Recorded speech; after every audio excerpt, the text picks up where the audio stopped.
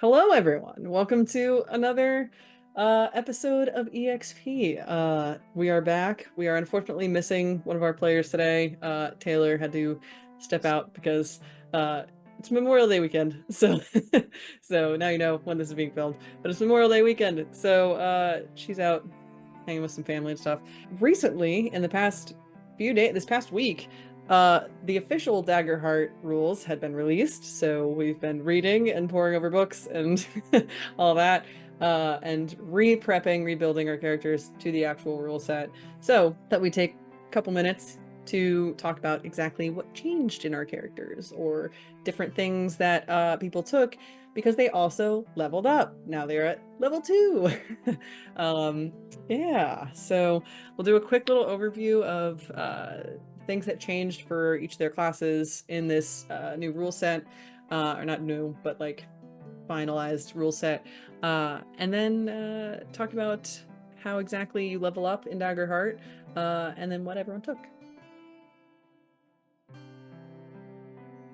So some with a couple different changes, some with a lot. We'll also go over the other group when we come to that. But I also have a couple things for you guys now that I've been thinking on the campaign mechanics, or I forget exactly what they call them, campaign frames that Daggerheart has. I've started thinking about exactly kind of what campaign frame for us would look like, and I don't have everything, but I have I think the abilities, the campaign mechanics that would apply to you guys right now. And I'm gonna go ahead and go through these couple that we have here. So our first one, so I'll send you guys these as well. You can look at them later. But first one is Ethereal Resonance is what I'm calling it. The trigger is if a player fails an integral roll or critically succeeds at one. The GM or players can prompt a counter on their Ethereal Resonance if they believe it applies. So you guys can add a counter to this. I can add a counter to this. We'll just have a general sort of upkeep of tick marks for the Ethereal Resonance. So if this is triggered, add a counter to your Ethereal Resonance counter. At the end of the session, and there's an optional halfway roll if you're like us and want to do something at like halfway through, there's an optional roll for that I'll get into in a sec. At the end of the session, have the party pick a card from a standard card deck or roll a d4 and 1d6 plus 1d8, a number of times equal to the count on the Ethereal Resonance counter. If they opt for the dice, there's a chart that I have written out here that essentially coordinates between the dice roll and the cards. Essentially, if you do cards, you're just picking exactly from a deck of cards, and then that card is a specific value.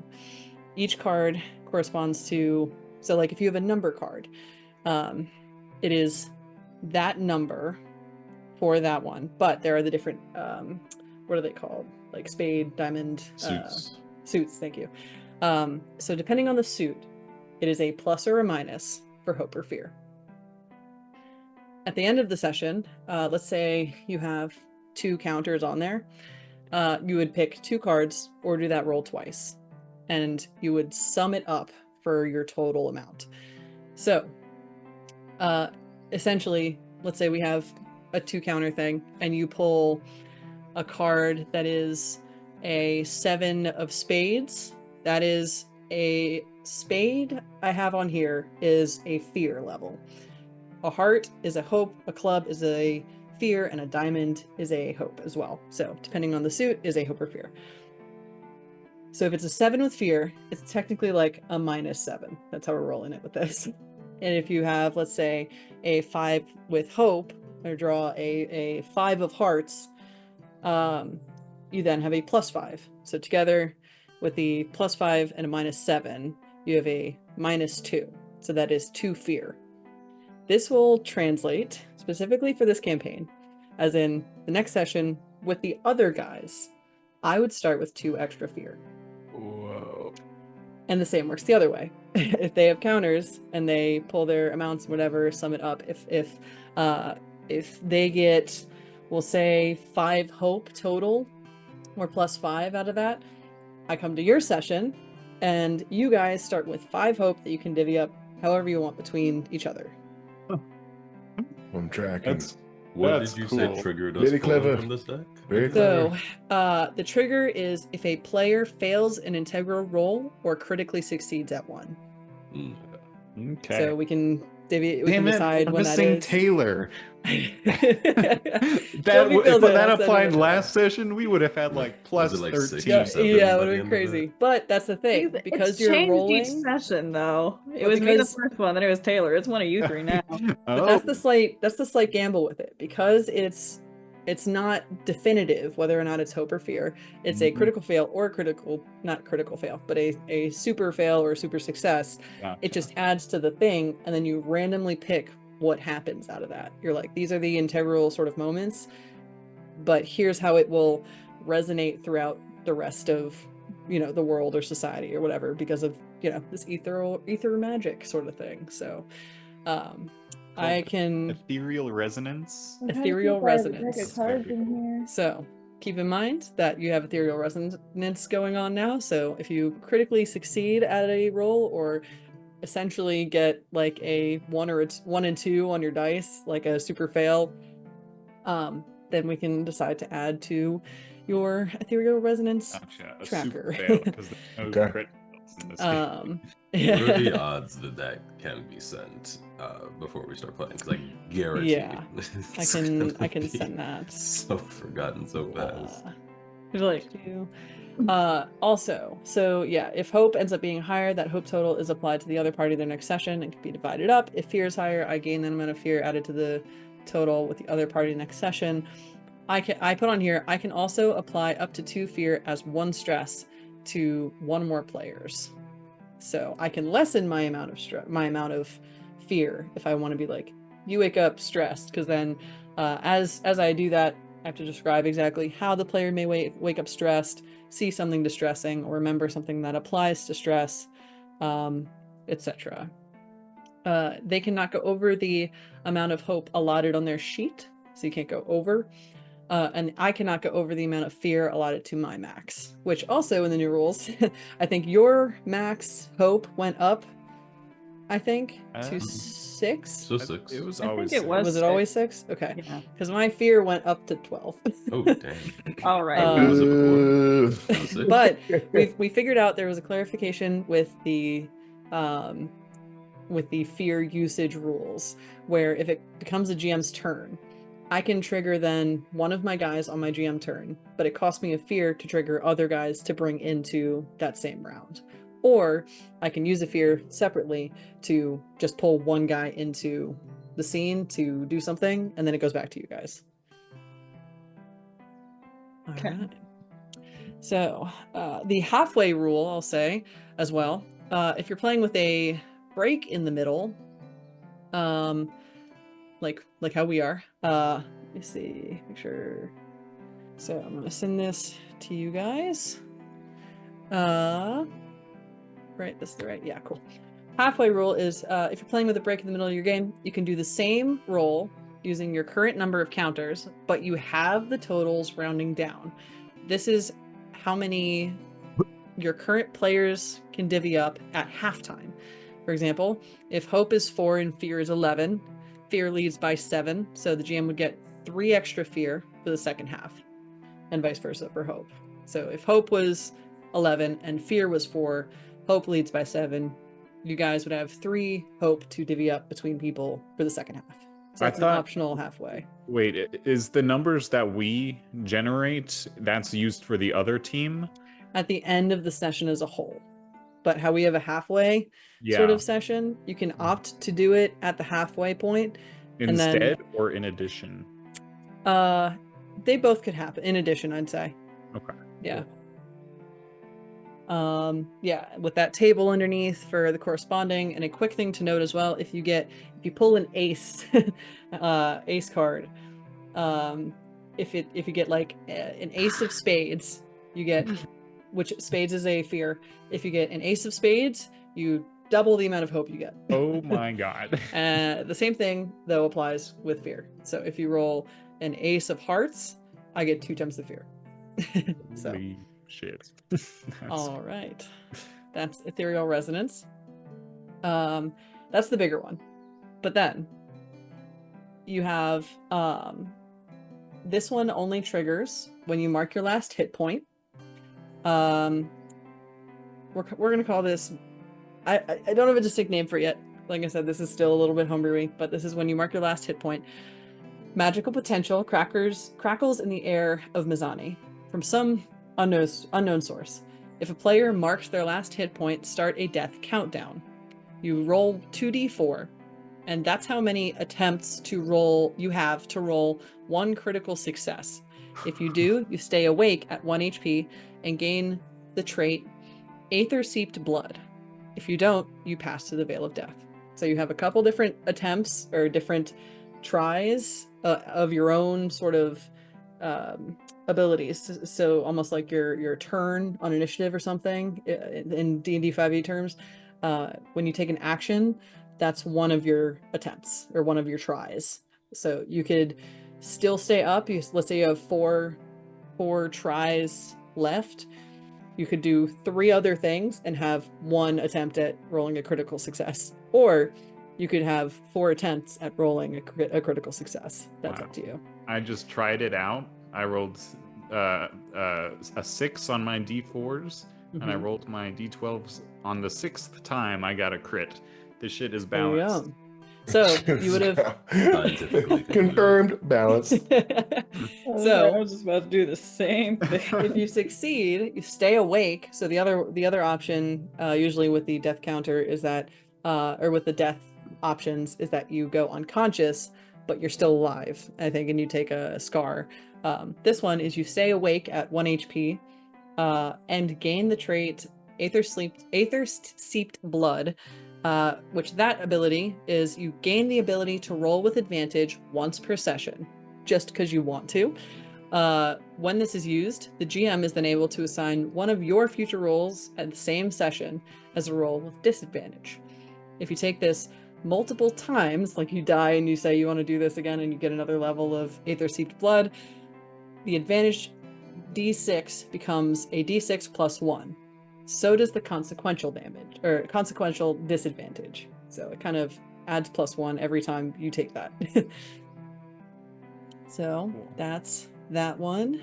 I feel like I've That seen one- that one where you can choose to auto, for like 5e, you can choose to get a 20 on something, but when you do that, the DM gets one in the bank where they can choose for you to get a 1. Oh, really? I Okay. feel like it's So- That's it's- cool. Yeah. I haven't played with it, but I Interesting. definitely think I've read that in like top homebrew rules, dude. Yeah. Something like that. Very cool.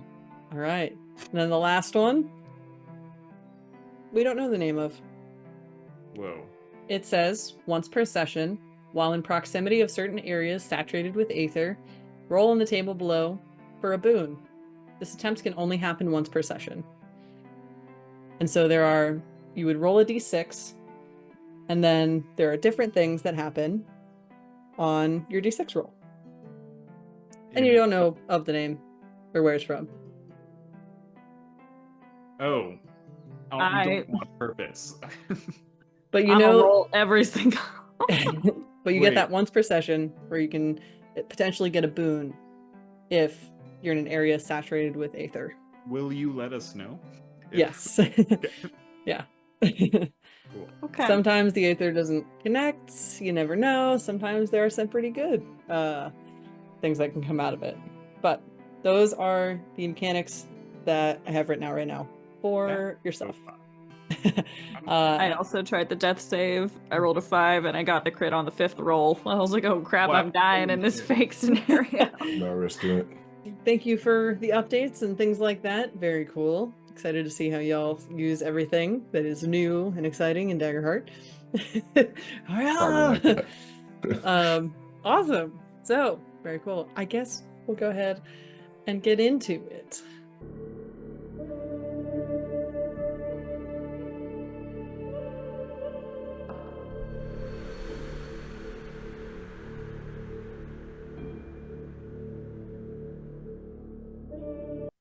In our last session, our valiant group of heroes entered the dark abandoned building, left to decay through time and serve as a mask for the evil that was brewing in the basement.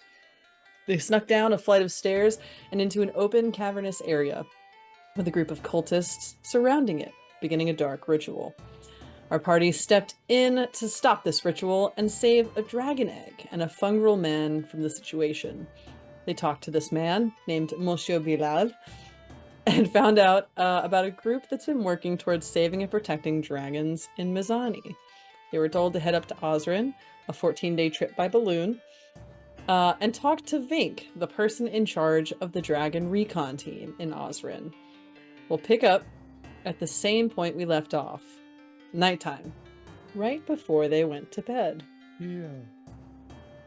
And do you guys, where do you think you would have gone after receiving this information from this Monsieur Bilal? Also, side note, thank you to the person, I didn't pull that one, this is the one tab I didn't pull up, to the person who, this is the wrong puzzle form, to the person who we met, I think it had to have been GalaxyCon, because it was this form that we had sent out on our business cards.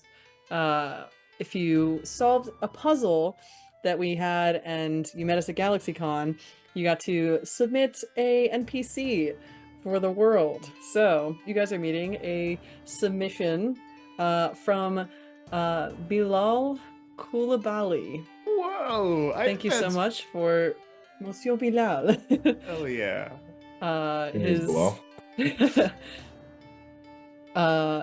His description here, adopted by a French man, is normal in every way except for a slight French accent.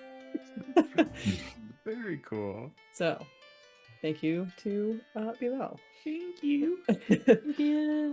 So, where would you guys have gone after this discussion with this fungal friend of yours, who suggested you all head to Ozryn, of which you figured out it's probably about 14 days by hot air balloon, and we're introduced with the information that your friend here does in fact have a hot air balloon. Oh yeah, it's just a few miles out from the town. Easy hike, you know. It's tradition to sleep under the stars before a balloon ride, but I understand if you guys aren't keen to a bit of camping and but I got some spare hammocks if you guys want to sleep out before we head out tomorrow morning. I would love that. Yeah. Yes, sounds delightful. Well, okay. I'm always happy to introduce new people to our ways. Do you have a smaller hammock for me? I do. Yes. Yes. I got a bunch of sizes. Yeah. Woo. I shall not require a Can hammock. slip foot to foot.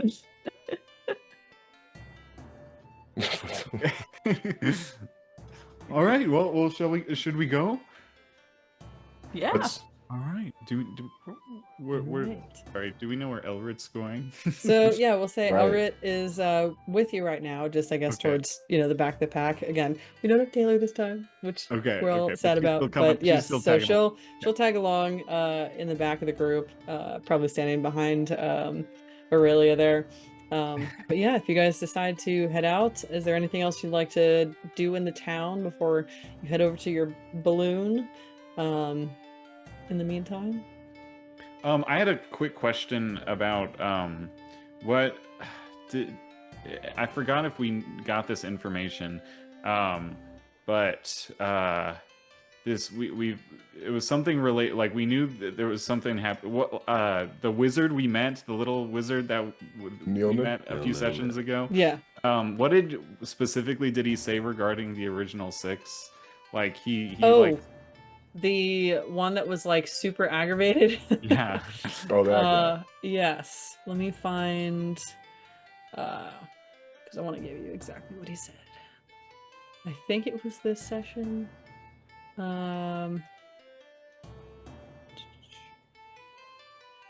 Maybe it wasn't. I think it was session 3.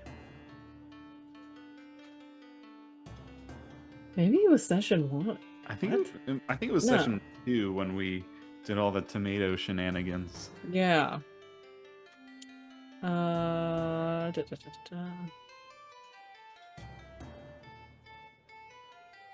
da, he said essentially, I don't know why I can't find it, but he said essentially he to leave him alone, or he hopes the heated hand or the hot hand of the original 6 were to come down on you all. Gotcha.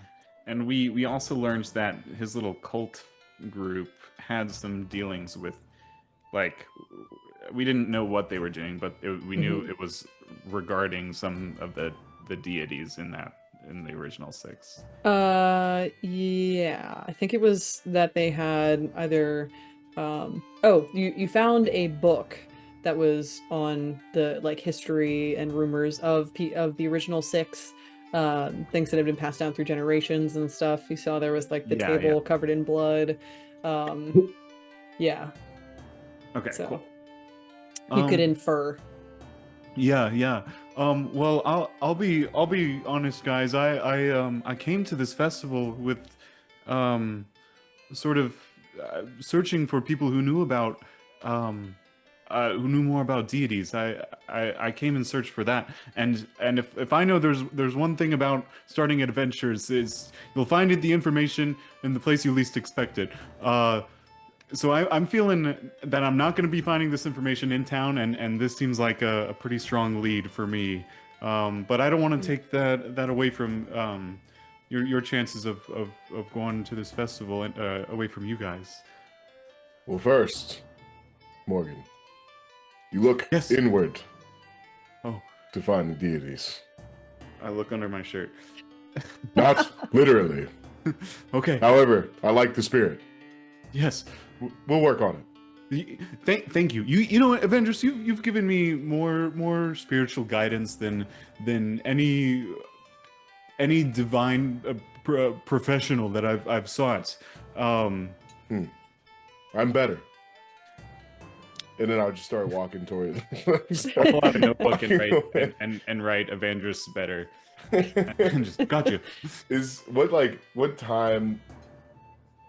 Like, where are we at in the day right now? So, yeah, you guys would be heading out from the abandoned house. You just, I guess Bilal would, we left off, I think Bilal walked with you guys, either towards, like, the edge of the fairgrounds or to your tavern if you decide to go there. But if you're going further to the hot air balloon, Bilal would say, meet you or walk you to the gate of the fair and then go peel off his own direction, because he was headed back to I think it was he was headed back to Hafendrag, which is in the western half of the southern continent of Braynar. Is there still like activity? Like, is the festival still going on when we're leaving? It's about winding down. You guys were towards the middle of the afternoon, evening when you went in towards the what is it? The abandoned house. So I'd say you've had that fight. You've talked for a second. Yeah, I'll say you're about evening, getting into nighttime territory. Okay. I'm gonna Evandris is gonna talk to Morgan's like, when as soon as he says I'm better, he's like, and I too did not find what I wanted to here. The timeless administration, cowards behind armor and shields. But there's someone I wanted to check on. I'm gonna fly. I'm just gonna like sprout my ethereal wings and go fly to try to find John the dwarf, the fruit kid. Okay. All right. You remember his booth was like through the fair a bit, and then there was a little bit of foresty area, and then right beyond that was that separate set of a couple different roads with a few other tents and things like that. That's where the like rock or the stone and metal sort of monsters came out, and you guys fought there. His tent was like one of the farthest points towards the like middle right of the tent areas. So you go there, I'll say You go there and you look around, and you see the flaps are closed, I'll say, on his tent. Like he's kind of wrapped up for the day, things have been tied and zipped, and it looks like his tent is closed up for the day. He's not there. Not there right now. Okay. I'm gonna like peek open the flap. Okay, you peek open the flap, and you hear a shuffling before something hit the ground, and then silence. I'm gonna. Hello? Do you just stay there in the corner? Do you Yeah, just like I'm holding it open, just like yelling it. like most of the way open, getting light in there? I mean, there's no hiding here. It's fully fair. fully open. You go ahead and open it. Hello? And you look and you see this halfling, or this dwarf, that's right, John, is in that back area. It looks like he closed the flaps so that no one else outside could really see what he was doing. And you see him there holding what looks like a not makeshift, but like a very simple dagger, or like a carving, fruit sort of knife, as he's standing there, like suddenly surprised, like not moving, like you kind of startled him, with like half of an orange open on the ground, sliced in half. So okay, I see. Oh, quite a swing. I thought I'd try it out. How did you fare against the dastardly orange? I mean, he's in half on the ground. I mean, I think it was pretty good. It was good. Would you like to try a moving target? He kind of like goes like curious. Like what? I point towards myself like, you? Right. I mean, I'm primarily dealing in strawberries and oranges for right now, but if you're up for it, I could take a swing. Hold on. Let me be clear. I see orange on the ground. Yes.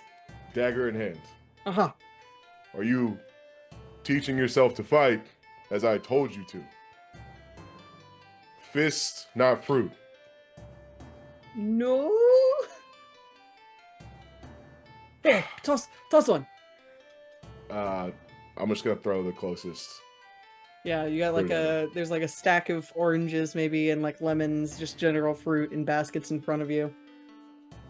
Yeah, just like throw the first like orange I see next Grab to an me. orange, toss it. He goes, huh? I'm gonna go ahead and roll for this. Okay, not terrible, but not great. He goes, huh? And like takes this small, like I said, like carving sort of fruit knife, which isn't huge. It's not even probably the size of a dagger, but he goes, huh? And like slices the like outer side of it, and it just kind of falls to the ground. Doesn't really cut it in half or anything like that, but it just kind of nicks the side and then watches it fall to the ground. He goes, that was a close one. Right. I'm gonna do the head now. I'm just gonna walk. I'm gonna like step in, walk towards him. He's a dwarf. I'm 6'6", so I'm gonna get on a knee and John. Yeah. I'm gonna be leaving. All right. Don't know when I'll return. I may never return. Well, I hope you do. Me too. We'll see where the grandfather guides me. But listen, hear me. Yes, and he goes and like pushes his yourself. hair out and big ears pop out. Good. You need to be prepared to defend yourself. Remember this. Build yourself diligently. And true power is the only constant. All right. Fists, not fruits. Not fruits. If you're going to not move when there are monsters about, you need to be prepared with more than a little dagger against some fruit. Well, this here is a fruit carving knife, but it's close enough. Good luck. And Fish. maybe- I will take fish into consideration. you should. And I'm just gonna like fly out of the. Could the other four of us just be at like a stand nearby, just like having some glue vine, and we're just watching? I think Evandris hates that kid. He'll never understand. I mean, Just I'm take gonna it out. reply. I was like, I mean, there was a full monster, and he just stood there. Yeah, some people don't have the spirit. I can't. What are those words? What does that even mean? I don't understand. He's just a kid. Oh, Yes, I don't know. Just a kid. Some kids just don't have it in them. grandfather, preserve me. Hey, I think it's okay if some people are fruit people and not fist people. Have you felt fear before? Never. What- I mean, wait. Fear. What even is it? Fear. I understand the academic sense. Yes. Mm-hmm. I Only see. fear. I fear for others. I fear for John. Oh, so we're sort of you fear in sort of empathetical sense. Correct. Right on, right on. Correct. I see. Has your heart ever pounded in the face of danger? No. Full That stop. must be exhilarating. Crazy. It is the pinnacle of creation. Yes. Mm. The pinnacle of creation Burdenless. is to be unburdened by. That's kind of beautiful, actually. You see, sometimes if you're a little guy and you're facing against a big guy and you're probably not going to do too well, you might opt out of fighting just to save your skin. Is there Mm. an inherent thing in your heart that speaks to that? I don't understand what you mean. Guys, Could you I think explain that some other like not fight? Little guy, big guy. Little guy gets crushed, little guy wants to run away. Let me meditate on this. Okay, I think Evandris is the philosopher our worlds didn't know we needed. exactly. Døden's just fascinated by this because he's so used to regularly seeing the look of unbridled fear in people that he's looking at. So just the fact that somebody could not have fear is very new to him. He has overwhelming self-confidence. It's incredible to spectate. Finally, I appreciate the recognition that I did not need, but it is good that you understand. Thank you. You're so welcome, question mark. So, do you all stay in the fair for anything else, or do you head off to your hot air balloon? No, I just wanted to see if John was ready to fight or not. He I'm was- very worried about I'm that. beat. John's gonna be great. John's gonna be wonderful. You've instilled hope and a drive into a fruit tent salesman. Great. It's gonna be great. Can I So- like just like pick up some dark chocolate and strawberries from like a local vendor and say, hey, We can have a good time out in the woods. Hell yeah. Melt this chocolate over a fire. You know more. Oh, we can Elret pick some of my goes- cheese and make a fondue. There you go. Elret is like, we can use my pan, or she has a pot or something. We can use my pan for that. No Oh yeah, problem. your full cast iron set you have in your backpack. Yes. She is so strong.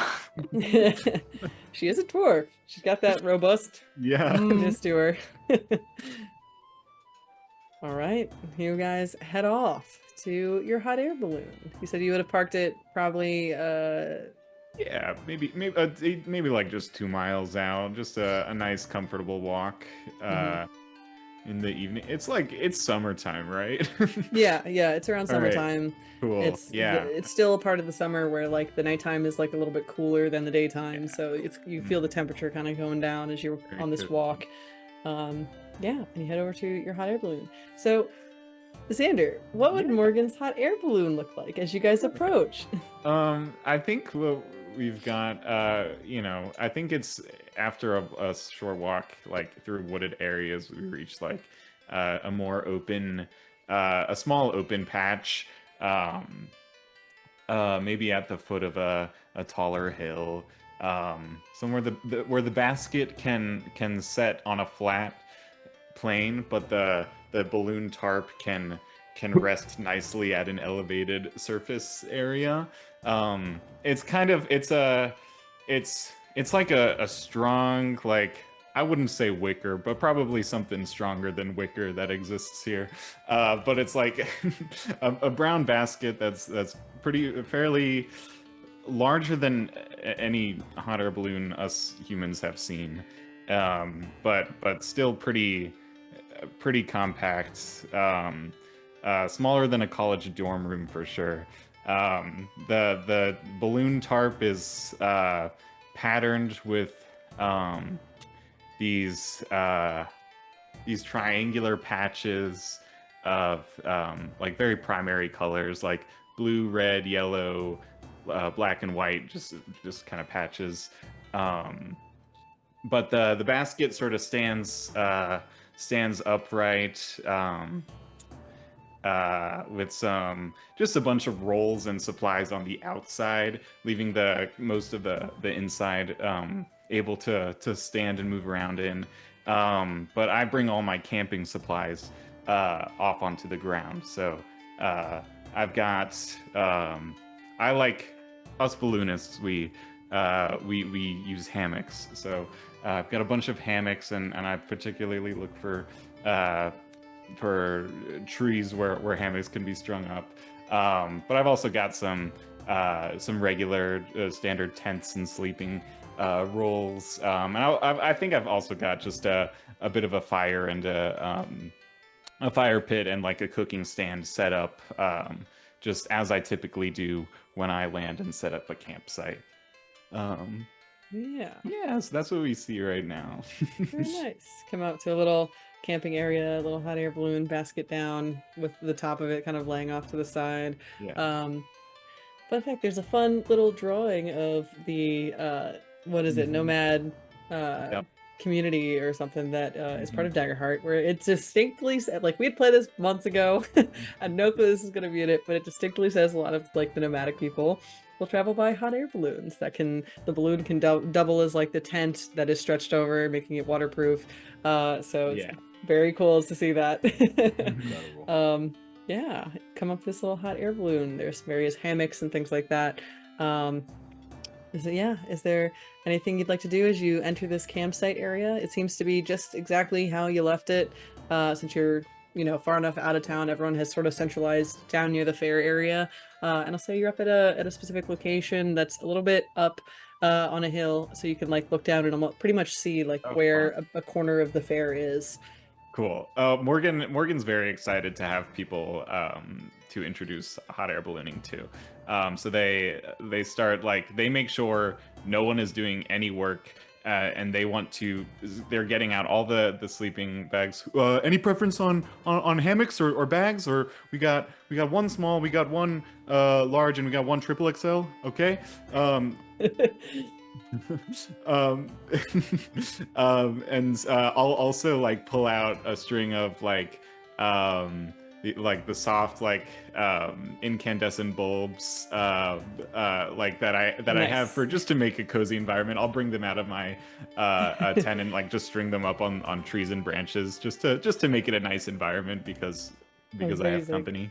I love it. I love It's like a some string backyard. lights. Yeah. This is such a vibe. Let's sit around the campfire and sing our campfire songs. Exactly. Yeah, we don't believe in structured work, so we have a lot of time to just make ourselves cozy and enjoy life. Love that. Fair.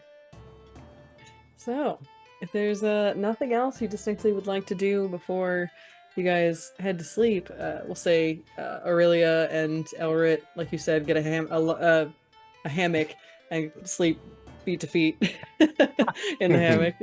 That's adorable. Yeah, that's actually too cute. I must look away. You set up for the night. You get various sleeping bags and hammocks and such. We'll say Elret has a little bit extra of like stew or some things, or she'll Nice. she'll also go ahead and ask, do you have anything you want to, or anything you can add from your basket? Do you travel with food? Like, Oh. is there anything you want to add? Nothing totally fresh. We've got a lot of dried crackers. Oh, I have crackers. Crackers go great with soup. They go great.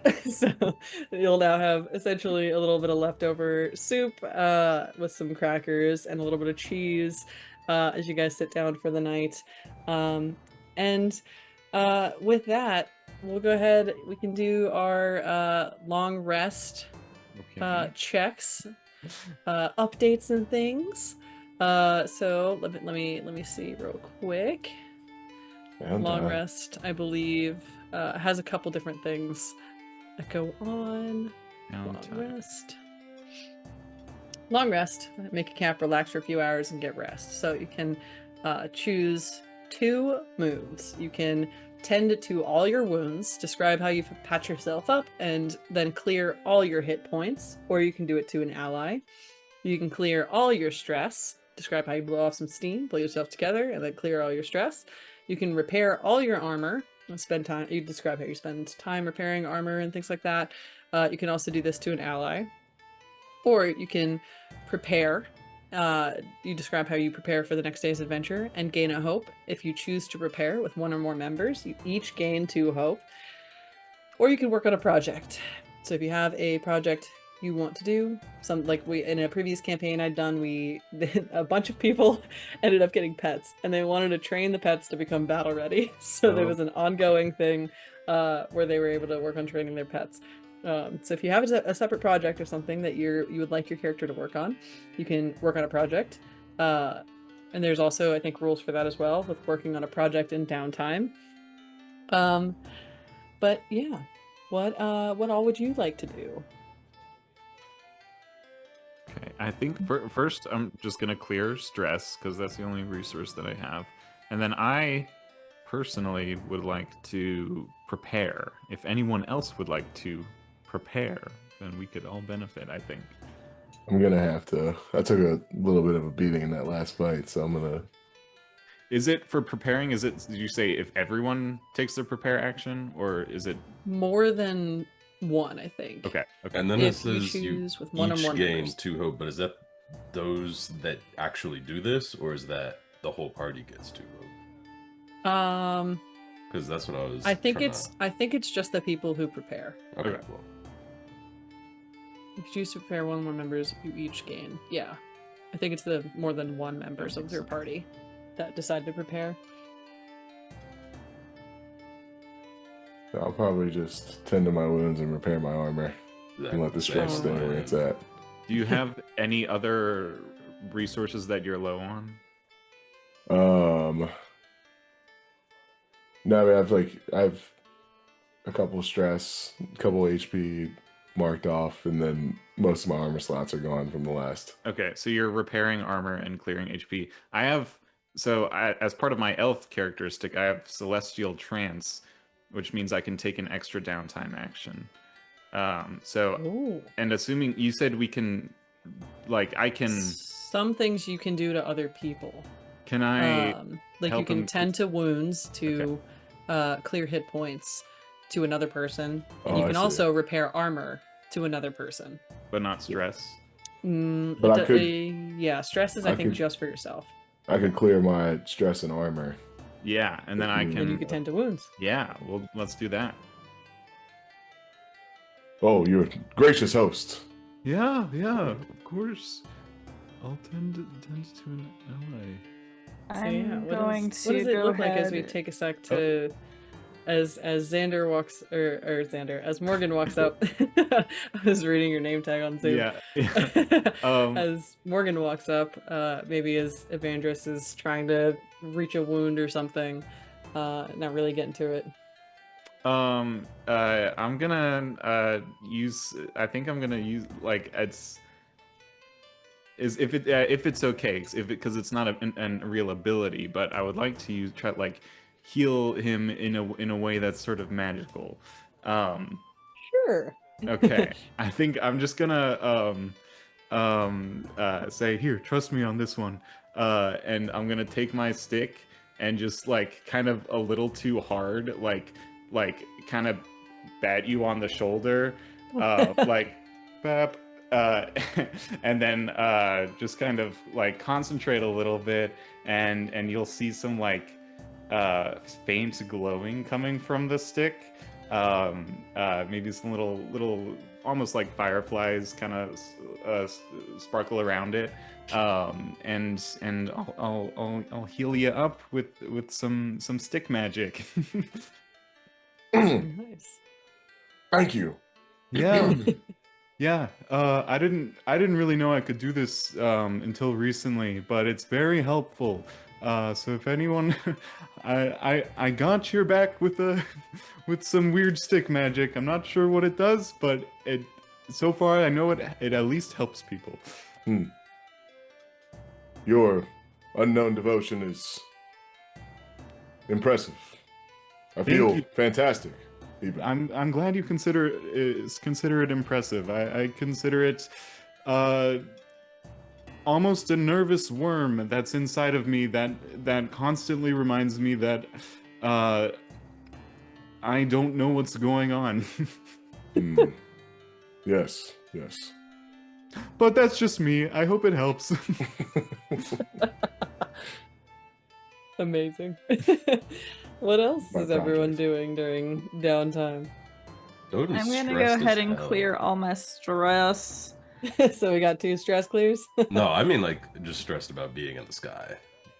He's just his Oh. stress. He only has one missing, Ooh, but he's used to being at sea level or below. that's So- true. Yeah, totally. Is it like you look more forlorn than usual, Døden? You said it's smaller than a dorm room, right?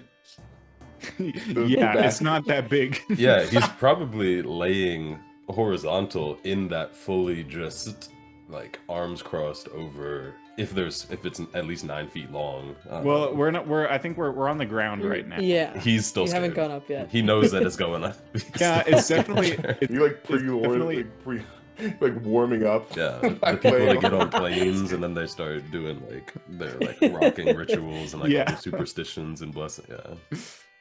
In the same vein, I will say Elret will take a second and peek over the side of the basket at you in there and go, "It's okay, I'm scared too." And then go back down.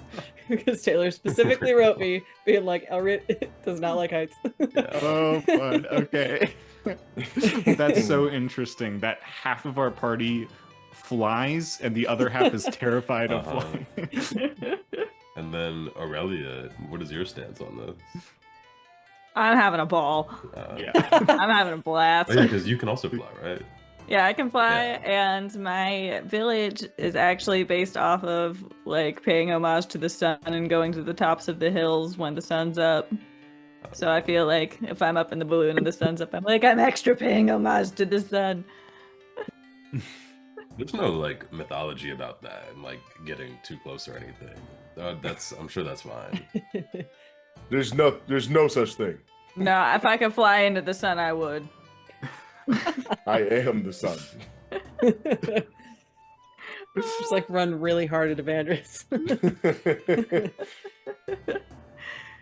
But yeah, I'm also going to go ahead and repair all of my armor. All right. And call it that. I don't remember how many hit points that I had, but I'll give myself like 2. I feel like that's right in my soul. Okay. And how about Alex? What are the 2 you're doing? I'm clearing the 3 hit points and the 2 armor slots out of 6 that I had used. All I right. still have the 1 stress, but I'm not as worried about that. All right. You're just hanging in the basket, tending to armor, and He are is you like laying sewing your down, rags?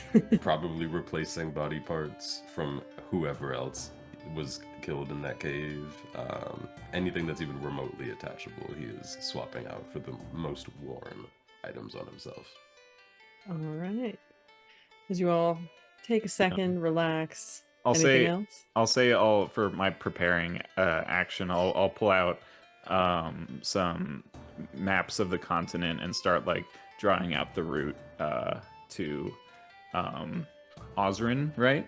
Mhm. Yes. Yes. Yeah. Which, like, technically, if you were to go in a straight line between Braynar and Ozryn, Yeah. you would go right over Cloudgate. Ooh, okay. If you want to take a little bit of a roundabout, take your time to get there, you could potentially go a little bit east and go over Gwern. And then just Where was that? Gwern, which is the east coast of Braynar. Okay. Just a little bit out of the way, because it's not in a straight line. It's a bit more of a curve following the coast of Braynar. Yeah. Which, if you follow the coast, you're still going to go over Cloudgate. But if you wanted to go somewhere else, there's also right to the west of your straight line, a little bit further north, is City of Newt, a little town known for their hot air, hot steaming sort of air, and what is it called? Ribbits that live there. Gotcha. And then Cloudgate, which you know of. And Yes. then over the Salvagence Channel to Ozryn and the Drudge Cliffs. So, Cool. kind of depends where you want to go. About 14 Um, days. Was anyone else preparing as well? I don't think so. I don't So think so. I'll say Elret will can't. sit and prepare with you. Oh wow! That gives me another hope. Just so you know, Cloudgate's the name of the Chicago bean, right? It is. Really? Yeah. Cloudgate? Oh wow. Yeah. I'm Yeah, I saw saying that this is flicking funny motion and not you weird. did. So you got the Chicago bean. Yes. You I know, think the it's that about Chicago a bean. similar location even on Mizani too. That's funny. We just have the bean. Yeah, the Cloudgate bean. Yeah, you know it. Yeah, the bean. It's a wrought iron legume in the middle of town. Yeah, it's been here for millennia, and Yeah. no one Some- knows where. Some say the gods first planted that bean. Suddenly it's what is it? Planet of the Apes at the Yeah. very end with the Mm. Statue of Liberty. It's just the bean. Bean of the Cloudgate. world. Alright. Do I know if my aeronaut community is like where they are right now? If I'm gonna run into them, or if it's sort of like a solo balloon journey? I'll say for right now they were they would have docked at Cloudgate. Okay. And a couple of you went off and sort of did their own things. Like some people are going back and forth between Etterjord and Cloudgate. And some people, like yourself, some people would have branched off to go do other things around. So like you would have gotten your balloon, gotten your couple things you need for your balloon and that you were Mhm. gifted for your balloon. And then went and did your own sort of research in Braynar, and that's how we got to this point. Great. Yeah. Okay. So, and is Cloudgate, like you said, it's about halfway? It's about 2/3 of the way. There's okay. So yeah, there's still a big landmass so between the very southern point and the very northern point. So I should be able to make it to Cloudgate for like a pit stop or something. Yeah. It's about what did I say? 14 days of travel. So there's going to be a couple different stops along the way via hot air balloon. It's still, I think, faster than horse and by foot. So Cool. you're doing fastest travel possible. Yeah, so what's about 2/3 of 14? Math is hard. Like 10? 11, Yeah. around the 10th 10. or 11th day, you'll be able to get there. Again, also Okay. depending on things like weather. Yeah. Oh my gosh. Okay. So, okay. Maybe we should have hashed this out earlier. But how many days can I travel before needing a pit stop? That is a good question. This is the perfect time to hash it out. In a hot air Perfect. balloon. This is coming That's like soon to the hours. coming soon to the Mizani module is hot air balloon mechanics. So Yeah. That'd be awesome. Y'all hear some extra noises in my background. Somebody has some things to say, and there's not a lot I can do about it. You're all good from here. I think while you're looking that up, I've been trying to, and I'd like to, if you have any suggestions. So like, I'm clearing armor and I have armor slots, but I don't wear armor. So is that like fixing? Armor is imaginary. in They this had a game. thing in that for it. They were saying like it could be reflavored, and it was like, oh, just the layers of robes that which for you is not that many layers because you're in like a tank top or something. Yeah. But I was gonna say I like think I your kinda like it, sash, like, or the fact that you have scales. Yeah, I was thinking like, some of the scales kind of like, like in wrestling corners where they have like the ice Mm-hmm. Oh, thing is like getting armor up is just kind of icing your scales. like Yeah. icing Ooh. down and apply. So it's That's like pretty kind of good. I get healed by Morgan, and that's like you kind of see me just kind of working the scales back into place. Cool. Morgan is Cool. sitting crisscross applesauce, head down onto a map. Sitting there with Elret, who maybe is like, she's like, oh, we could go to this one, or we can go straight through, but like you guys are sitting mapping this out. Not an issue. You can tell she's getting kind of nervous. She like keeps looking at the basket every once in a while, but it's helping We're her kind of gonna map go it out. so high. It's gonna be so much fun. We have to go up higher of the forest areas because the draft's created from the town of Newt. So That's great. Okay, so it's giving me like the longest total flight of a hot air balloon, and it's like 19 days and 21 hours, but I Oh. don't think that's on one like trip. no, I doubt it.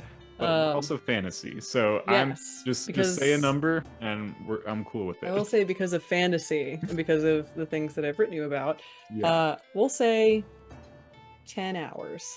10 hours? Oh, okay. Yeah. 10 hours of flight before a what, like a refuel? Yeah. Okay, cool. Yeah, I'll say. Okay. Or Is that quick? no.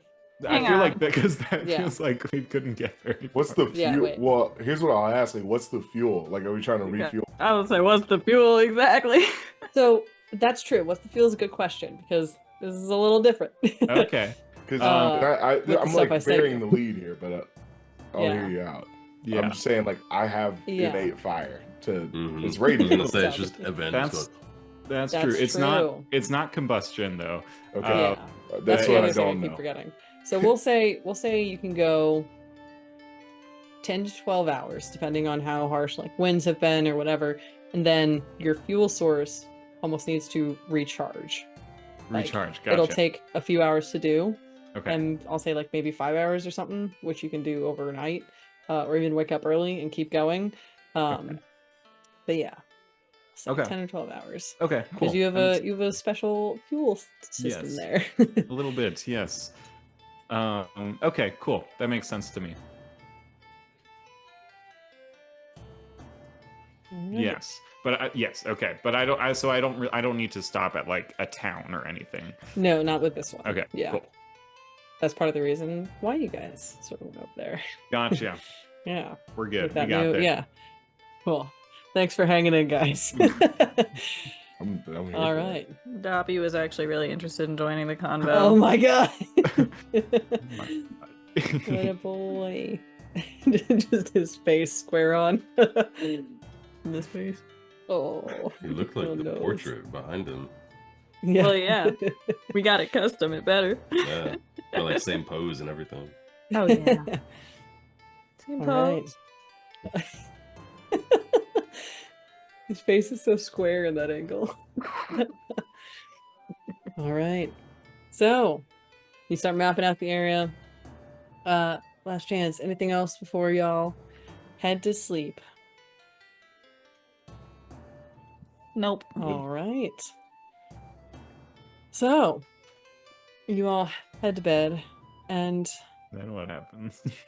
I'm gonna take a second. Yeah. To, I'll say, yeah, I'll say this doesn't require fear, but it's something that definitely happens as you all head to sleep.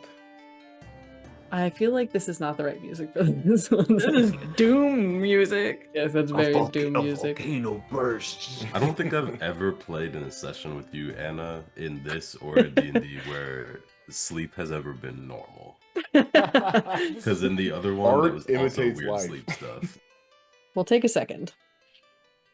And as your eyes drift off to sleep in your various hammocks or sleeping bags or diagonally across the the basket itself,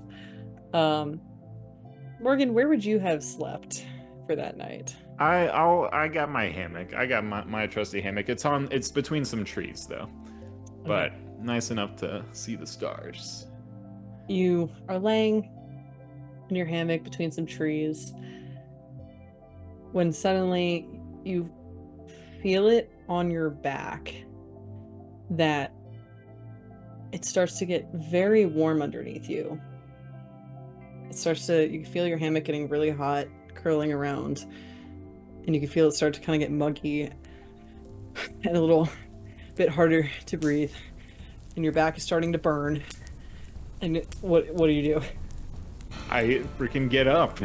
You get up, you spin out of your thing, and you look, Yeah. and you turn around with smoke and licks of light as you look, and the fire around you is growing and is hot, and you can feel trees falling behind you, fire roiling behind you, and a clear path of like cobble street ahead of you.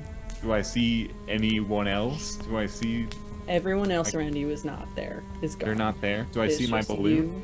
Your balloon is gone. It's You gone. have a cobble road in front of you and a fire roiling behind you and at far reaches around you, but in front of you and a little bit off the pathway seems to be not attacked by fire so far. Okay, I try to call my stick to me, Call your stick and it comes in your hand. and then I run. You run. You start running. You feel like you know you're running from something, and you kind of see this light off in the distance, little flickering almost between this like sort of white lens celestial sort of feeling light, and then also you see it morphs occasionally into a flickering sort of flame in front of you. And you're running, you feel like you're running to something, and you know you're running from something. Where you run, you realize under your feet suddenly is no longer these wide, flat cobblestones. You feel almost like splinters, broken wood, a sharp piece of something just sticking into your feet. What do you do? I say, "Youch!" You No, look. I try to pull and see what's in my foot. You look as you're like hobbling around, and you look, and there is just a piece of like a white sharp shard at your foot and kind of in your foot. And you look around, and there's various broken pieces of large wood sections that you hear hitting the ground before flaming next to you. And you look, and in an area off to the side, you look and see what is a cracked in half skull of someone in this pile of rubbish off to the side, flames kind of flickering out throughout the eyes. And you realize what's in my foot is a piece of bone. And you look, and ash coats this ground in front of you as you look and see buildings off to the side just different walls collapsing, and you look around, and for a second, that celestial sort of light kind of has like refractions around the area you're currently in, but that flickering sort of flame light you saw on your run down here, you're realizing is this flame that is engulfing these buildings and causing all these walls and banisters and all this to crash to the ground. And you look, and this place looks familiar. This place looks like a city square. You think for a sec, you're like, wait, so Mom's house was that way. Dad's house was that way. And you recognize that you're in the location that you grew up in. A common city square that you have heard had a fate like this. What do you do as you stand there for a second, if anything? Am I brought back to, like, when I was does this remind me of when I was a child? This reminds you of a moment when you were a child that you've heard of from word of mouth. Because you would have been too young to possibly remember distinct things about it. You remember certain blips of the fire and whatever, but you would have been very young and not remembered like distinct pieces of it. Right. I think I'm not thinking clearly, and I go to I try, if this is the town that is familiar to me, I think I try to go find my brother, and I think that I know he's at our mom's house, so I think I go to my mom. So you head off that way, start booking it. Again, you're running through the various streets, this flame, you hear off to the side where the research building was, you just hear another, kind of off to the side as another section of it seems to explode, and you kind of duck for a sec as the smoke kind of enters the air. You don't really see anyone running about, but as you run down these streets, turn corners, take your route to where you knew you grew up, you turn the corner and you see your house is completely gone. The banisters and walls have all caved in. It is a pile of rock and wood, and it is just engulfed in flames. I try. I think I look. I try to look for Just stand there looking. anyone that's alive. Okay. I'll say as you stand there looking, maybe you like take a step to go to move a piece to maybe look under it. You're getting very close to this heat now. But as you get closer and are almost willing to kind of search for something, any moving body, anything, it takes you a sec. You take a step forward, and then you kind of slow it. Your body yourself slows for a second as you kind of instinctually pause. You don't know how or by what, or if it was your instinct or what, but you slow down to a pause as your hands are like out ready to grab something, and you wait and watch. And as you sit there, the flames flickering kind of slow as well to a bit of a pause before moving reverse almost back the other way as you see these flames kind of diminish, and you see it start to kind of rebuilding in front of you to this house you once knew. You saw this door kind of blasted off the hinges, just kind of get put back onto its hinges, and the flames subside and go back. You hear that explosion that you just passed kind of solidify back into what it was, and slowly you start to see the house rebuild, and you look around, the other buildings sort of rebuild, and the fire subsides, kind of the smoke collects back to the research facility before you see these other people move past suddenly. There's almost too much smoke to see if anyone comes in and out of your own house. Actually, to clarify, you see no one come out of your house.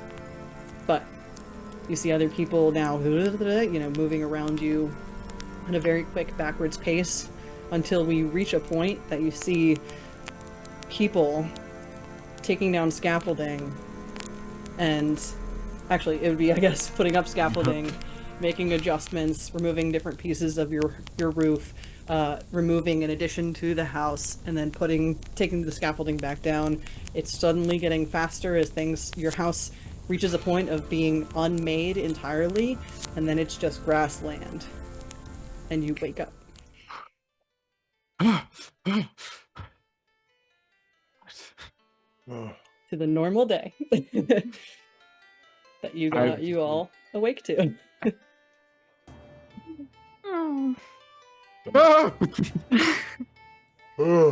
You okay? Is it still today? What? Oh yeah, what day is it? You guys going to sleep. You all awake to the sound. No, I'm kidding. You all wake up where you were in your hammocks, which is different from what you previously had encountered. Guys, we did it. We're free. I was unsure of the time loop, and I'm sure nothing odd. I actually slept soundly. Everyone else? This Like a does baby. not mean that we are not still in a time loop. I had a dream about a time loop, I think. I don't... You're gonna be fine. Don't worry about it. My mind must have been on time, it appears. Well, what happened? There was a fire, and then everything rewinded, and then there was nothing. But that could have been just coincidence, as we said, right? Only one time is a coincidence. If it happens again, it's a pattern, right? Exactly. Okay. Oof, must have been just a bad dream. I overslept. We should be preparing to fly off. All right.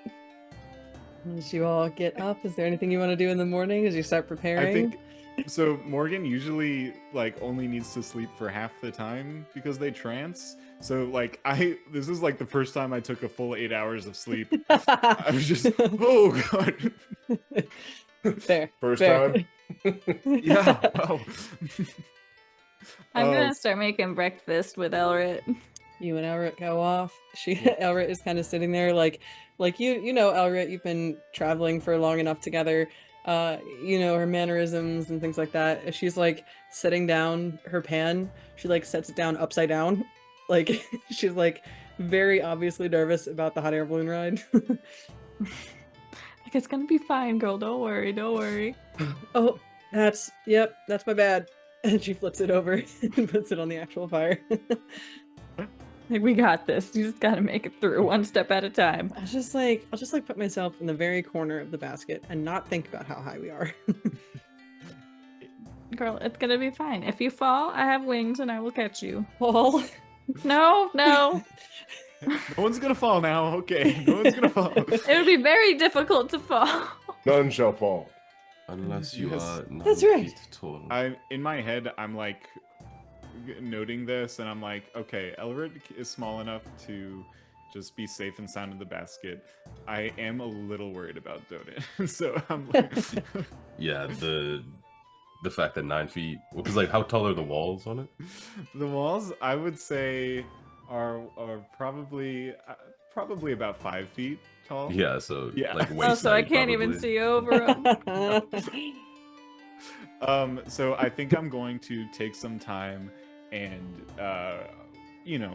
we have means for this. I'm just going to dig up a harness through and make sure something if anyone's I'll dig up a few harnesses and to make sure if anyone's feeling uneasy, they'll be clipped to the wall safely. And word up, Awesome.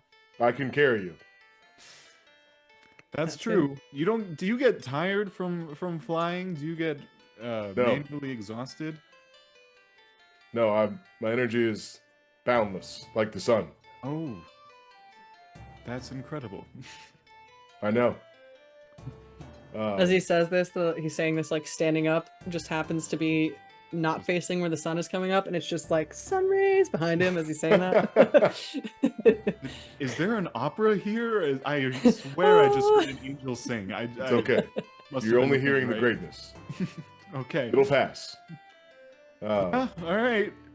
I'm gonna, if you excuse me, I want to, like, while Elret and Aurelia are making breakfast and Morgan's digging up the harness, I want to like go off to the side a little bit, like towards the sun, like and face it, and just kind of get into like my meditation, specifically trying to like get through the static, but two, like really try to like meditate on. You know, I was trying to learn more about the Timeless Administration, and like I don't like them very much because I don't like their take on, you know, they hide behind armor and things. So just trying to take a step back and learn more, like see if I can reach the static and like figure out more about specifically on like why the voice said not to mess with the original 6, and just try to like understand, like, because I heard like the word key, and I heard like don't mess with them, and that is something that Evandris does not like. All right. So I think we did a instinct roll last time to sense the world around while you meditate. All right. Let's see what we got here.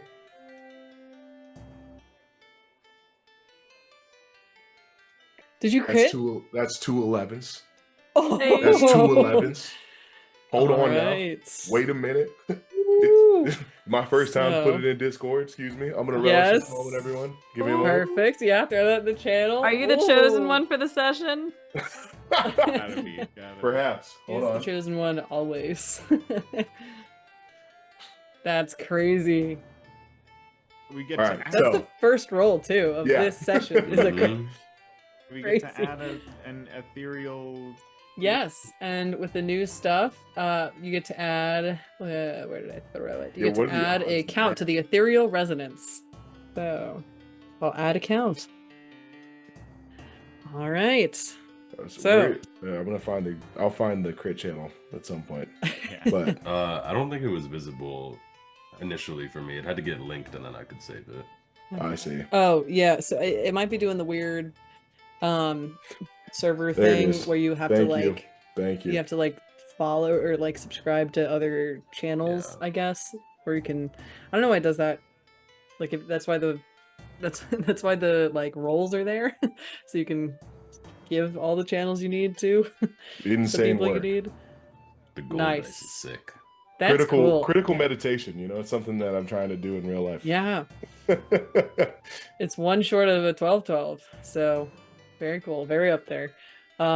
Yeah, so what does your meditation look like as you go over? You have the bright morning sun sort of right on your scales and your face. Yeah, I think you know, every time Evandris meditates, you know, like he kind of jumps up, manifests his wings, so the ethereal golden like draconic like sprouts kind of hovering behind his back, and starts to like gently flap as he like very gracefully pulls his legs into like a crisscross applesauce, and like very monkish like hands up with the index pinching the thumb. And I think for Craig, you see him like he kind of, if you're looking at the angle from the camp, he's like eclipsed by the sun, and he's just like rotating slowly around as like the rays like all illuminate around him, silhouetted. Aurelia goes to join you in the sunshine, like, yeah! I need that drawing now. You're like dancing, of like serene you're like dancing around Evandris, as I'm circling. and just Like literally Tinkerbell. Well, you see like That's awesome. one eye comes, like his eyes are closed too, like one eye peeks and like tracks, and before he like closes and continues to meditate. Thing is, my wings are like glittery and iridescent, so when the sunshine hits them, they're like all glowy and pretty. Different forms of meditation for different folks. See, I'm like a barefoot dancing in the grass kind of meditator. Very stable and stoic meditator over here. All right. So you hone in, you sense, you feel around you, and you take a second. You know you've been trying to connect and greeted with static the past couple times that you have, almost like the loop was not preventing but making it more difficult to hone in. And you take a second and you feel yourself sort of, especially with the sun on you as bright and early as it is this morning, you take a second and feel this sun almost like empowering you, and you feel then your spirit, your soul reach out, and you get that connection that you're normally used to something greater and beyond. And you don't sense that static that you'd previously been feeling. It seems to be a clear channel. But it is very light, like kind of what you're used to. It's that normal little connection point. Like you are meditating to the grandfather, the biggest god probably could be.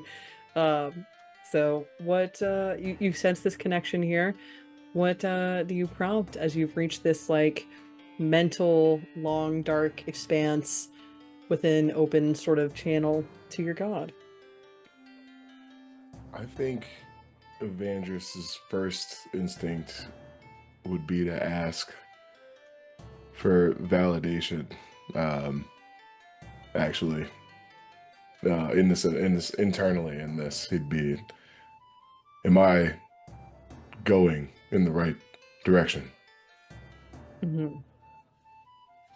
You take a second and you think, and you will sort of, with everything you have in your chest, and you, after a second, hear very faintly, your path is clear. Keep going. And it is valiant to lean on others along the way. Mm-hmm.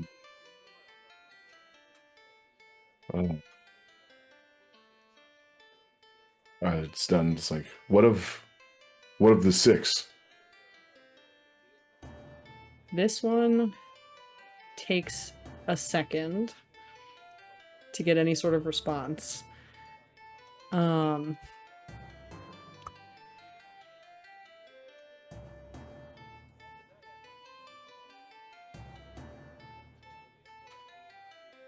And for a second, let me find something very specific real quick. I want to make sure I'm keeping it on canon, just to be sure. So fair.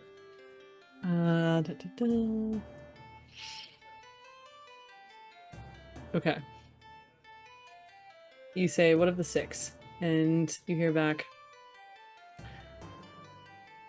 what about, my dear Evandris? Why now? To what aim would anyone want this?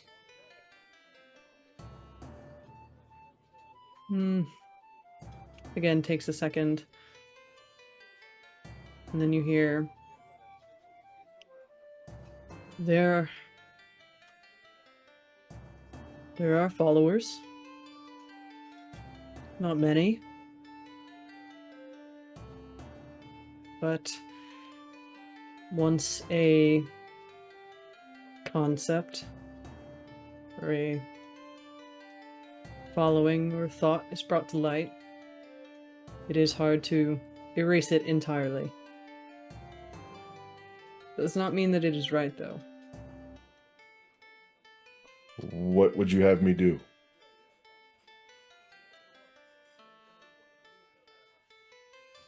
Again, you can sense thinking for a sec, and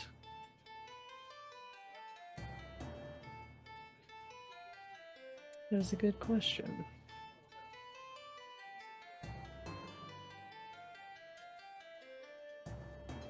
Your best goal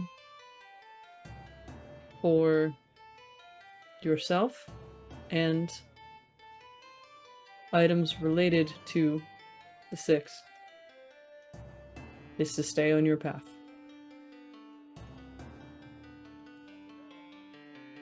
Vague, but doable. Trust where you're going, the people who can bolster you, and in who you are.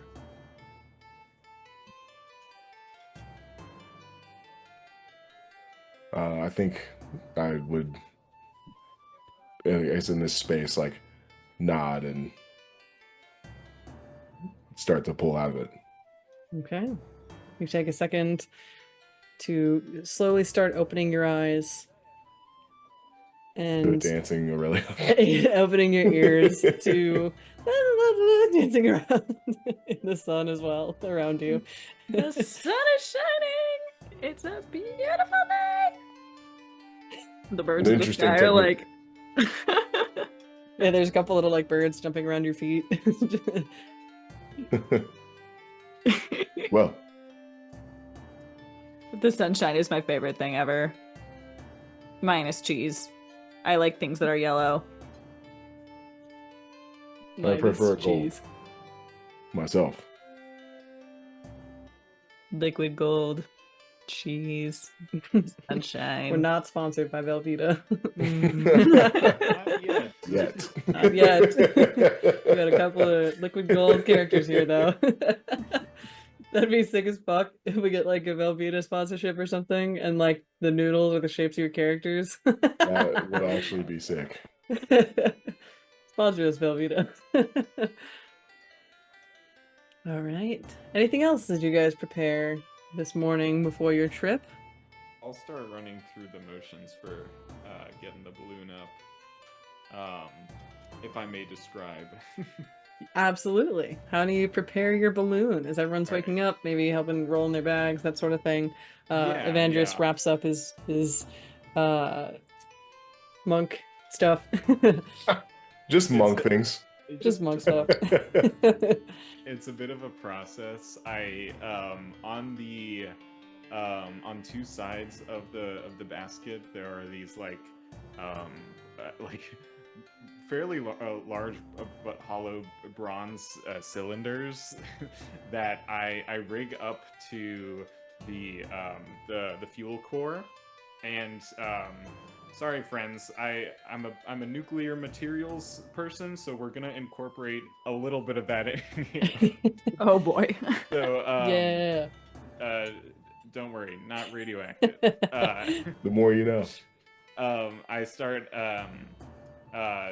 these cylinders are air siphons. So initially the balloon needs to have some air, not necessarily hot, just needs to bulb up a bit. So air siphons just generally redirect flows of airs. So I hook these up to the fuel core, just aim it to allow a light breeze to flow through the balloon to kind of fill it up. I'm feeling a little bit off from my dream last night, so I have in my flask I have some very strong liquor that I'm just gonna like huff, like just like I pull out a flask, unwield it, just take a huff in and just like whew, that That's just strong as hell, guys. What time is It's it? 8 in the morning. Look, you gotta get your senses nice and primed for a flight, okay? This is just how we do it. Is there some sort of medieval rule about drinking and hot air ballooning? Must be Delta. And it's not Must drinking, be. okay? This shit is the strongest stuff you can find from Eder Snow, okay? It's like straight propane, okay? You shouldn't drink this. Put me behind the wheel. I try it. I want to drink it immediately. You should not drink this. It's so strong. It's fuel. It's a fuel source. Practically. Okay. I huff it just to get my senses sparking up. And Is this the thing I wrote you about before? yeah. So, yeah. Evandris, you take a sip. You do. Well, is it literal fuel or is it alcohol? It's alcohol, but it's practically ethanol, man. I'd take that for sure. That You take 300 a proof. swig. Yeah. You take a swig. Go ahead if you'd like to describe it, Xander. Yeah, like I what only said have over. I only have a flask of it, so it's not in its traditional storage. But this potent elixir strives from the lands of Eder Snow. I think it's called Mountainside, right? Yes. So the liquor itself is called Mountainside, Yeah. and it originates from the Edersnow mountain range. It's like just kind of strewn throughout, and is sold in various taverns and stuff. It's rare to find, Yeah. but it can be sold at various taverns in primarily the northern continent, but is along some of the locations of the northern half of the southern continent, or southern half of the continent. Yeah. Yeah, it's straight mountain juice. And it's a bit hard to come by, so this is my little special stock I keep handy just for when I need my senses activated. You take a sip, and it's a hard, you can tell, rye-based vodka that has sort of like a like bitter sort of not like chalk, but like a bitter, chalky, almost like dolomite flavoring to it. Like it has been filtered through dolomite. And conventionally, if you like a little bit of extra lore, conventionally it's suggested to have a little tree sap or honey along with it to give it a first earthy and sweet taste to mix with that bitterness and bite of the dolomite infusion. How Incredible. similar to Malort is this, taste-wise? Better than Malort. We're about to... I don't know if anyone watching out there is at Malort. But it's less electric fire and more chalky dolomite. Whoa. Fair. I think I take not a greedy sip because I think Evandris does recognize this is not a lot, but just like for science, Yeah. sips it. For that's what I'm gonna say from now on, just in life, for science. Okay, man. Huh. And then like turns and burps some of his like radiant breath weapon. Ooh, wait. Hang on, have another sip and do that, and I pull out like a match. Can you light this for me? As he blows his breath weapon. Takes a sip and blows his breath weapon again. You kind of come up in like 1 or 2 hairs from your eyebrows, or a little bit. Yeah. The Oh, flame. you gotta never mind. All good. And I'll take the match and open up my little fuel canister here. And inside, it's like a inside like this chrome cladding that's got like a cylinder of metal with a bunch of holes in it. There's this rod of just this matte metal that I just need to expose it to a little bit of heat to get it activated. Just a fire catalyst. Just kind of like put the match next to it, and like a burst of flames just coats it and dissipates, and that's it. No more combustion there. Just and it's able to retain, just from a little bit of heat exposure, able to retain all that heat for I guess 10 hours.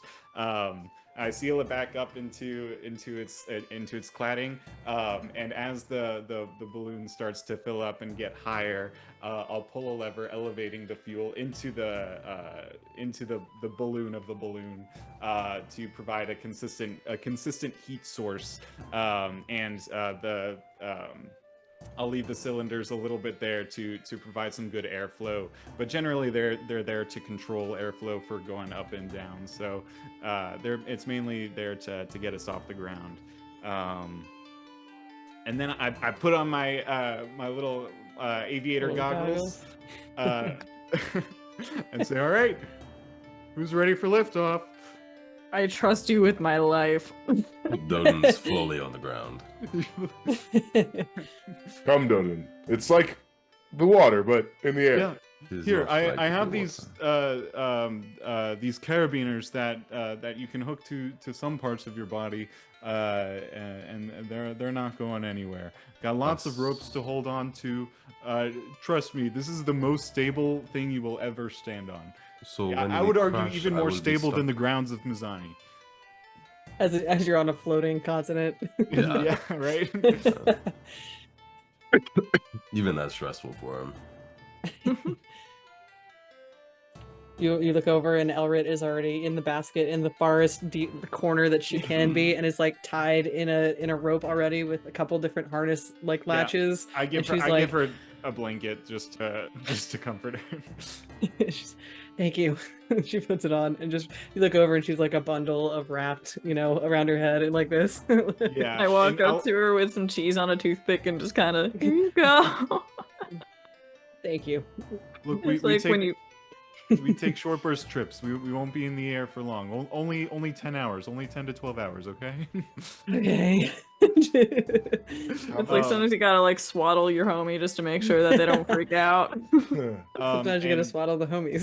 Sometimes you gotta swaddle the you homies, gotta man. swallow them. Sometimes you simply must swaddle the homies. You simply must. How much space is between like the basket and the balloon? That's pretty tall. I would say about like 10 feet. Okay. Yeah. I hop up like on the basket, not in the basket. Yeah. Like, on yeah, the totally. ledge of the basket, arms folded, facing the direction we're going. Yeah. I will also say like I think it's pretty cluttered, but not too bad. I mainly just have a bunch like stacks of a couple stacks of books in the corner, and like a hot plate and like just a little cooler in there. Amazing. Honestly, it might just be a college dorm room. Yeah, because you made the very specific reference of the side of a college dorm room.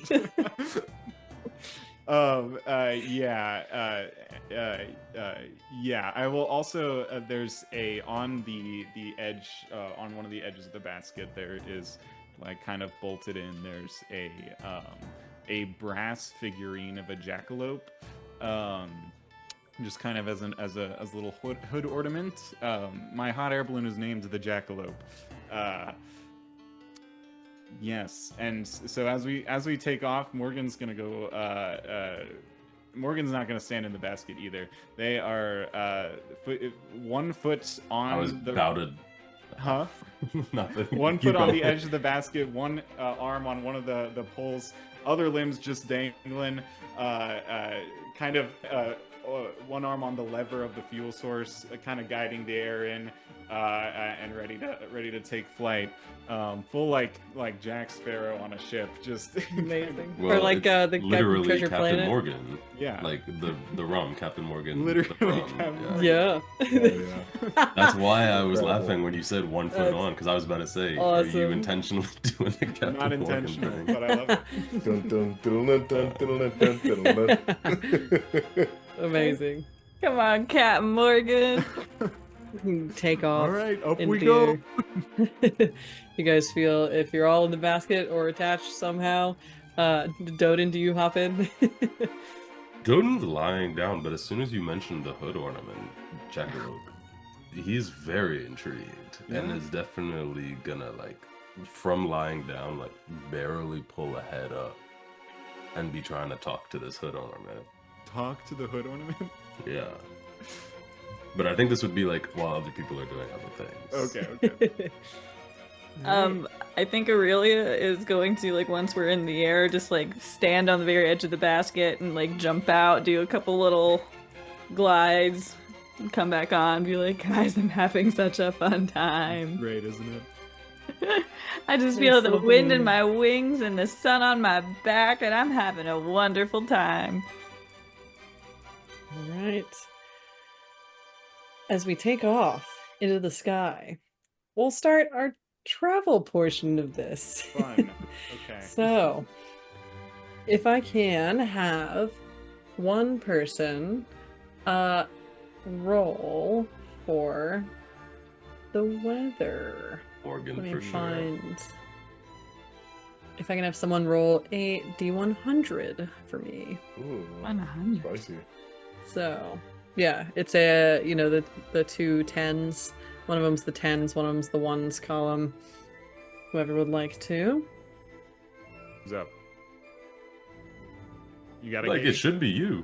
Oh, well, I didn't know if there was other rolls. There is I feel another like it should- roll I in do a feel like it should be second. Morgan rolling for this. I'll roll it. I'll be Alright. Weather Boy. Weather We got- boy. Where's we that got from? 52. It's like that that- old news That segment. clip, yeah. The Wouldn't you like something. that, Weather Wouldn't you Boy? like That's awesome. 52. 52. You take off into, as described before, a normal, light, and sunny day. You get sort of to the top area, or not top area, but you get higher up in altitude. The wind does start to pick up a little bit lightly, get you kind of going in the direction you want. So it's not like there's no wind, but there is a slight breeze as you guys are going around. And every once in a while, as you're going through like clouds and stuff, there's a little bit of like a trickle of just like spattering of little rain, but nothing too terrible. This is You're- my favorite you're- weather. Normal. And my favorite feather, normal. Can I have someone else roll a d20? I'll do it. 9. Nine. Okay. All right. As you guys are traveling, I don't think have gotten too high. Like, you're not extremely high up in the air. You're still at like a height you can look down and like see various little houses, and you see the occasional person, walking around maybe across a farm or across the hills, that sort of thing. When, as you're going, you see what looks like a larger sort of white little bird and like white, you can tell it's a little creature moving very fast across a almost like farm area, and then a road, and then across the plains into a like wooded area. It's moving at a weirdly faster speed than any normal sort of animal. You Not said like wh- not what- like cheetah fast, but faster than like even the people moving around on the ground. Do we know what type of animal it kind of resembles? Um, I'm gonna take a spyglass out. right? What is that? Mysterious beast ahead. I'll say, all right. Yeah. I was say, can I yell at it? See what it's up to? I was Sure. just gonna look, but we can ask, yeah. Well, because you guys are still up in the air. I Pretty don't high. think you're up high enough to just, hey, like Yeah. you're at a height that it would be more than a yell you would need. Ah, dang. But I'll Never say if you guys mind. want to look together, you can make a roll. I'll say, Morgan, you can make a roll with advantage as you both are looking over the edge. That's a crit, baby. That's a You double crit? 6. That's Add great. another How many one. times Hard have we rolled time. this session? It's You've hard. rolled It's the two. You Seraph's rolled time two for things crits. this session, and they were both crits. Let's go. We're 2 for 2 so far, You gang. can see how red I am with my hand. That's never. Yeah. That's crazy. We can't roll anymore. We're done. We're done rolling for the whole session.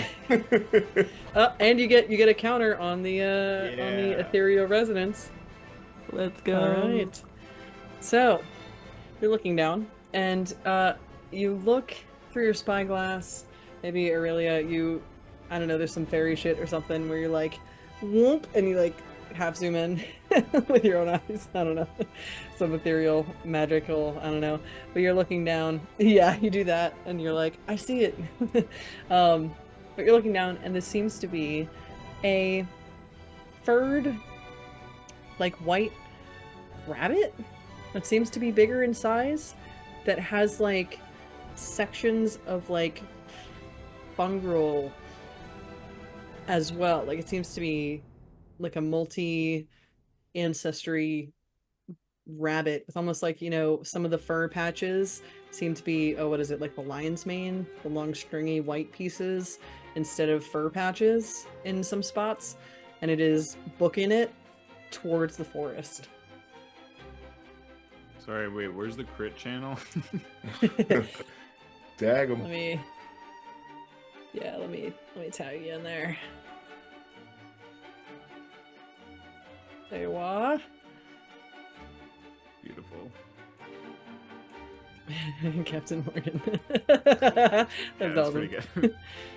Now I'm gonna have to go Photoshop the side of a hot air balloon basket. Oh, I'm already on it. Nice. Perfect. On the bottle. That's crazy.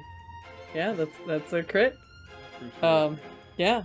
You just see this half rabbit, half fungal being booking it faster than really any being that you see moving around over this plains, like farm area, across a road and into this forest that is off to your right. Have I seen anything like this before?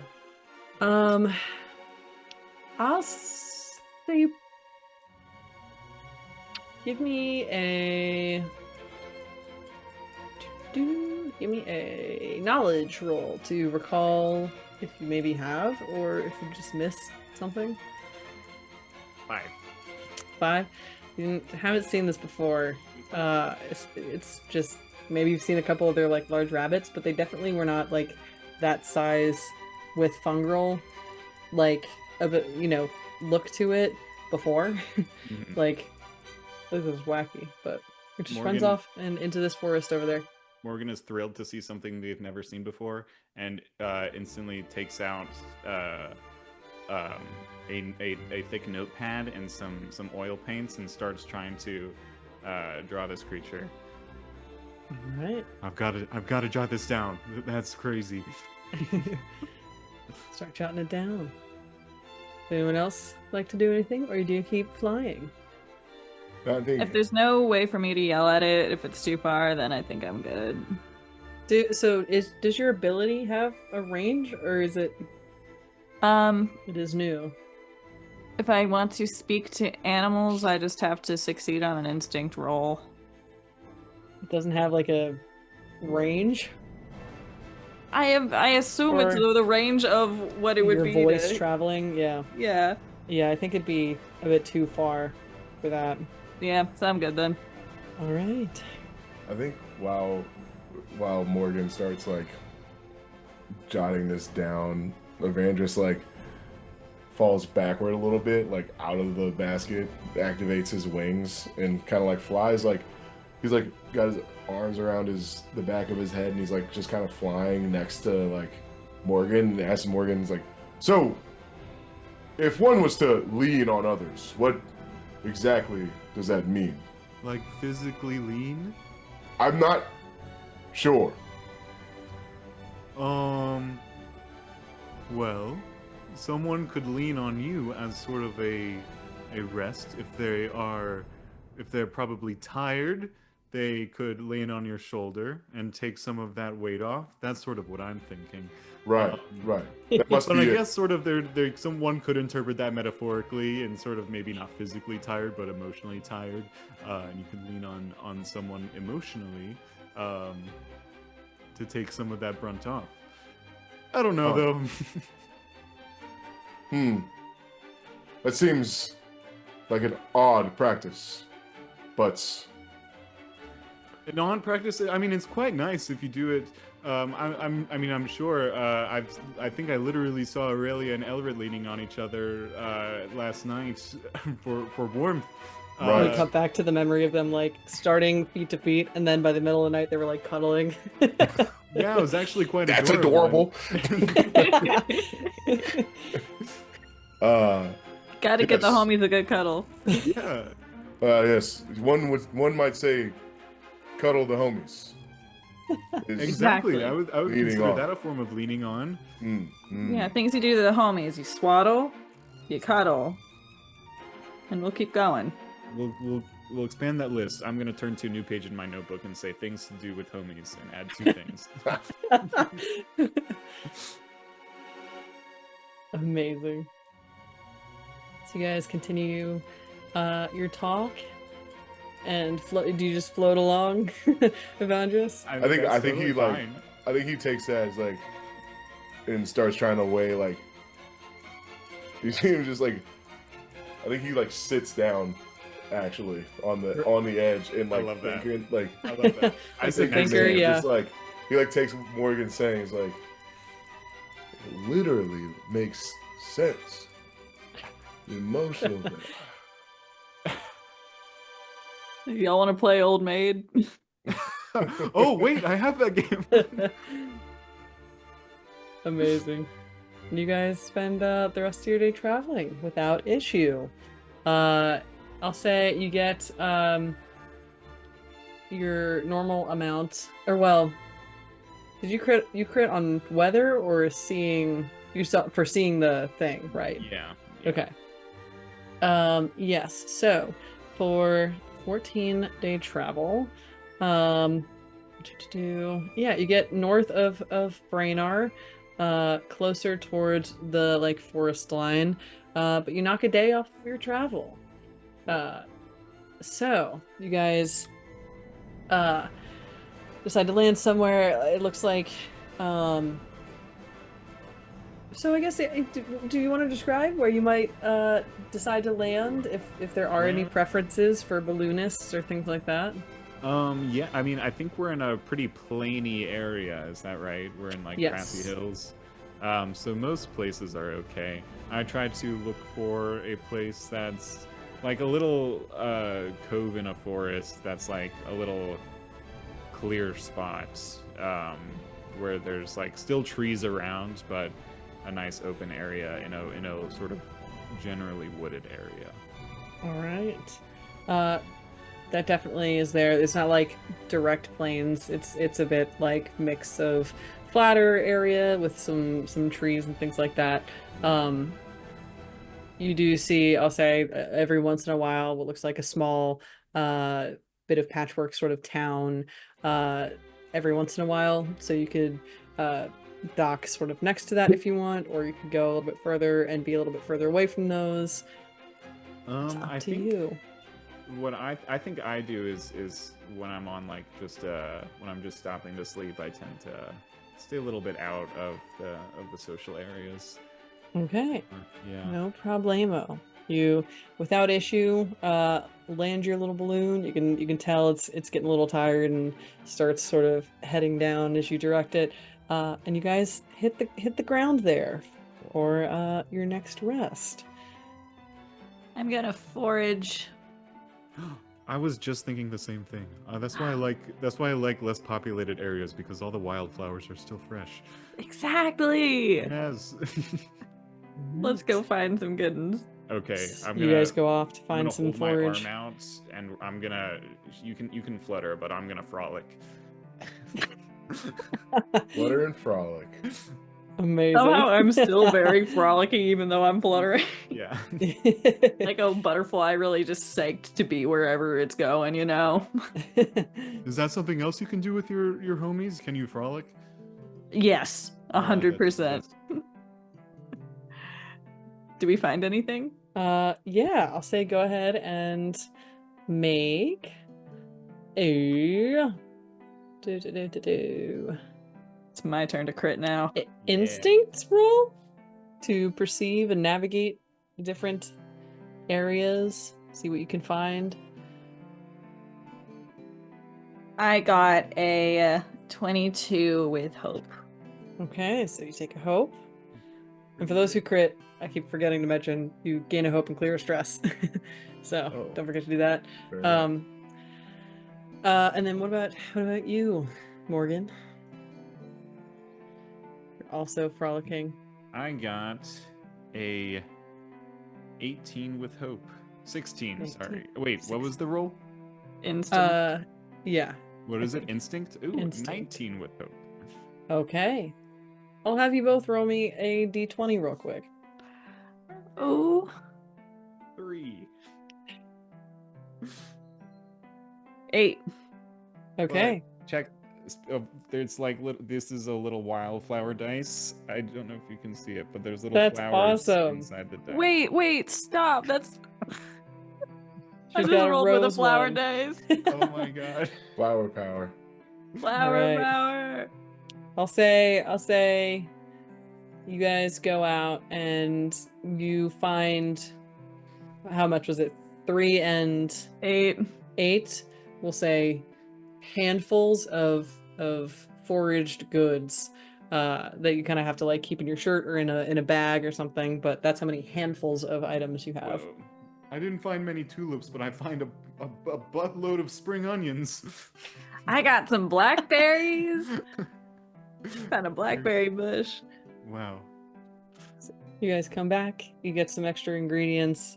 Elret is like pulling some extra stuff that she has for some dinner. You guys settle down and you get to, does anyone else want to do anything before you reach nighttime, your next long rest before your next day? I think Evandris I'll just fly up to like a sturdy tree branch and just like perch standing straight up on Are it. you gonna hang like a bat? No, definitely not. Definitely more like Piccolo aura farming again, but like with a purpose. Like I want to, with the bird's eye view, just kind of scan around and keep an eye on things. All right, scanning around, keeping an eye on things. You guys settle down for a rest. Who's gonna get a flashback now? Wow, it's almost like you read my mind. Yeah. As you guys lay down for your rest, we'll say Aurelia. Where do you think Aurelia would have gone to sleep after eating some of Elret's great dinner that she usually makes? And you guys settle down for the night. Same sort of hammock situation, or At this point, I think we've given up on feet to feet and are just fully snuggling in the hammock. snuggling in a hammock. Good time. As you drift off to sleep, you feel yourself in your hammock, holding on to Elret there.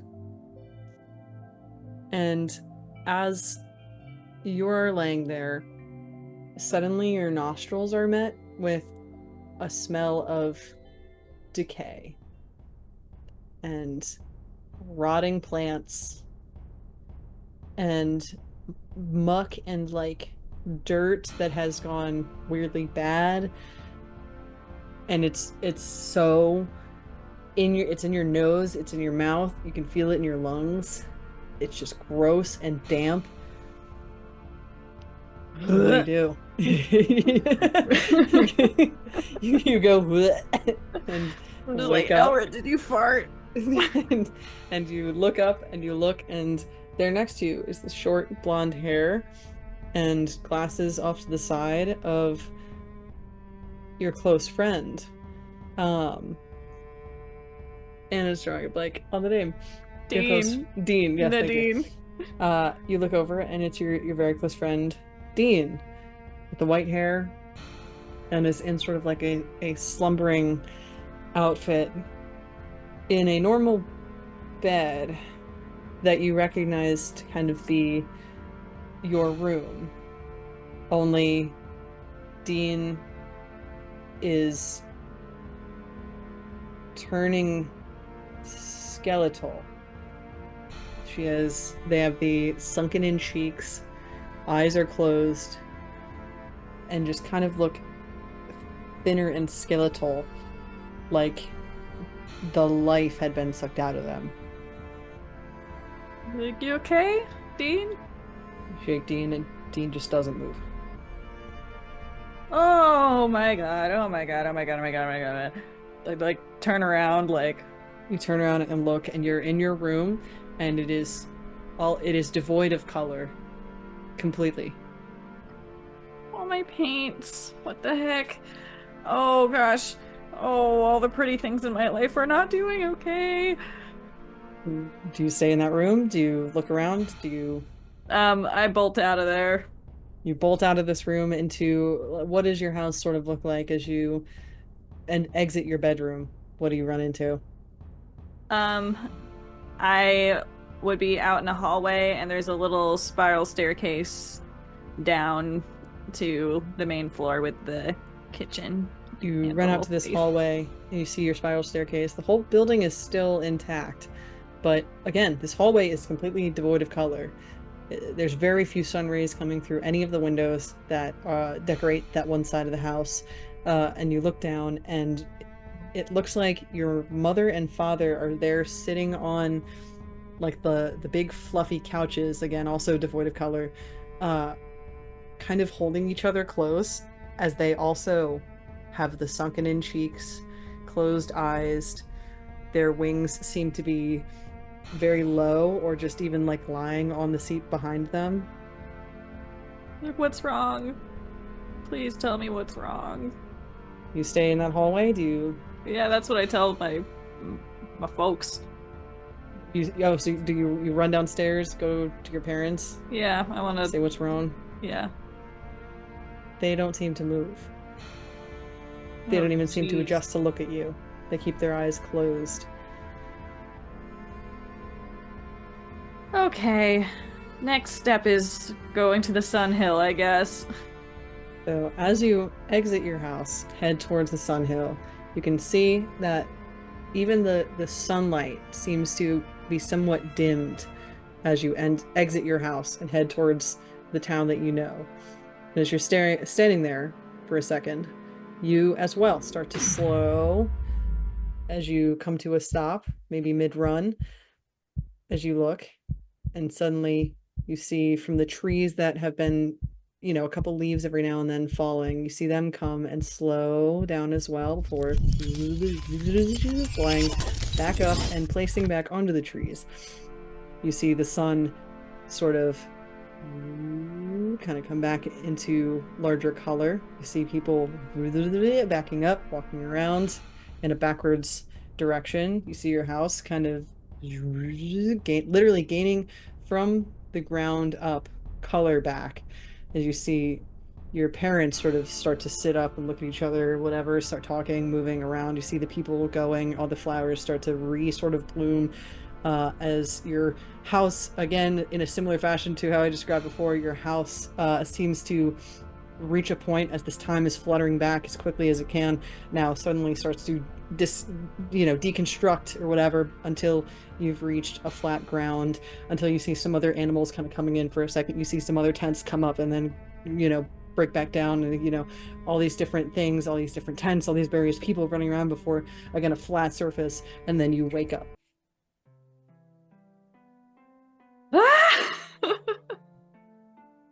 Like, hold on to Elret for a second, like, oh, goodness. And we'll take a break there. Nice. So we'll take a quick 5-minute break for us, but that's the end of the episode for the viewers here.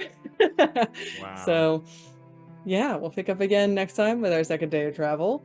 I hope y'all liked the session. Thank you for staying along.